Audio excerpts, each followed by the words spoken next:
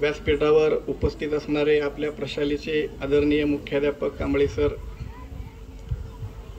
त्याचबरोबर बिराजदार गुरुजी आणि माझे शिक्षक बांधव आणि विद्यार्थी मित्रांनो, आज संपूर्ण भारतामध्ये संविधान दिन साजरा केला जातोय। अनेक विद्यार्थ्यांनी सांगितलं, बऱ्याच मुलांना तुम्ही अजून लहान मुलं आहात, संविधान या शब्दाचा अर्थ तुम्हाला समजत नाही।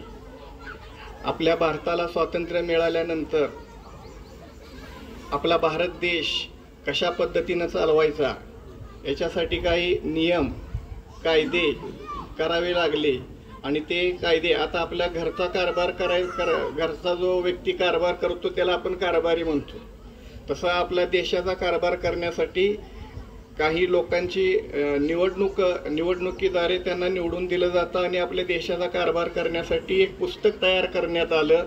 अनेक विद्यार्थ्यांनी सांगितलं, अगदी 1943-44 सालापासून सुरुवात झाली होती भारताचं संविधान कशा प्रकारे तयार करायचं आणि देशाला स्वातंत्र्य मिळाल्यानंतर आपल्या देशातल्या काही ठराविक नेते मंडळींनी आपल्या भारतातील सर्व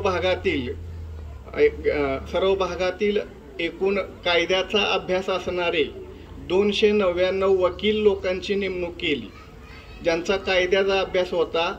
अशा प्रकारच्या 299 लोकांची समिती तयार केली आणि त्या समितीला घटना समिती असं म्हणतात।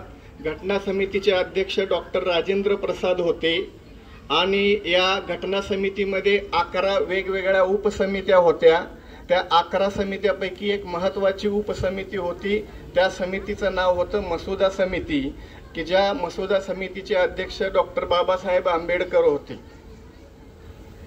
तुम्हाला माहीत नसेल कुणालाच, अमेरिकेमध्ये कोलंबिया नावाचं विद्यापीठ आहे, त्या विद्यापीठाच्या प्रवेशद्वारावरती वाक्य लिहिलेलं आहे, या जगातील doctor Babasaheb Ambedkar is one of the cleverest person in the world. जगातील सर्वात बुद्धिमान अशा प्रकारचा व्यक्ती कोण असेल तर ते म्हणजे बाबासाहेब आंबेडकर आहेत, असं अमेरिकेतील कोलंबिया नावाच्या विद्यापीठाच्या प्रवेशद्वारावरती ते नाव लिहिलं।